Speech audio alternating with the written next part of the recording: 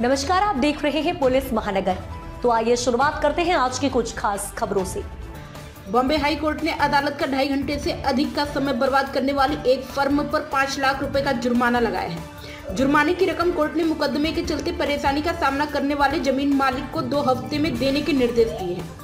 Justice GS. Kulkarni और justice उदय सेठना की bench ने निरर्थक मुकदमेबाजी के जरिए कोर्ट का समय नष्ट करने की बढ़ती प्रवृत्ति पर चिंता जताई।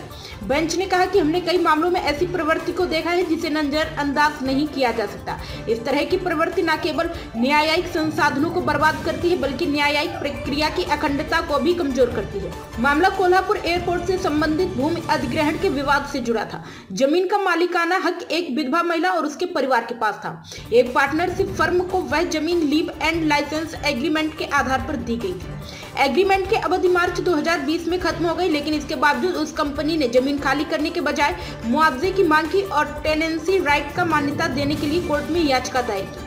हालांकि बेंच ने फर्म के दावे को निराधार पाया क्योंकि फर्म के एग्रीमेंट की अवधि खत्म हो गई थी, इसलिए भूमि पर दावे को लेकर उसकी कोई कानूनी हैसियत नहीं थी। मौजूदा याचिका के तथ्यों को मद्देनजर बेंच ने कहा कि याचिकाकर्ता ने जानबूझकर कोर्ट का समय बर्बाद किया है, जिसकी कीमत उन पक्षकारों को चुकानी पड़ी है जो कि सुनवाई के लिए खुद के केस की बारी आने का इंतजार कर रहे थे। वर्तमान में जब अदालतों पर काम का दबाव है, ऐसे में बेवजह की दलीलों के जरिए न्यायालय का वक्त नष्ट करने की प्रथा पर लगाम लगाना जरूरी है। साधन संपन्न याचिकाकर्ताओं द्वारा कानूनी प्रक्रिया के दुरुपयोग को अनदेखा नहीं किया जा सकता है। यह स्थिति बर्दाश्त करने योग्य नहीं है।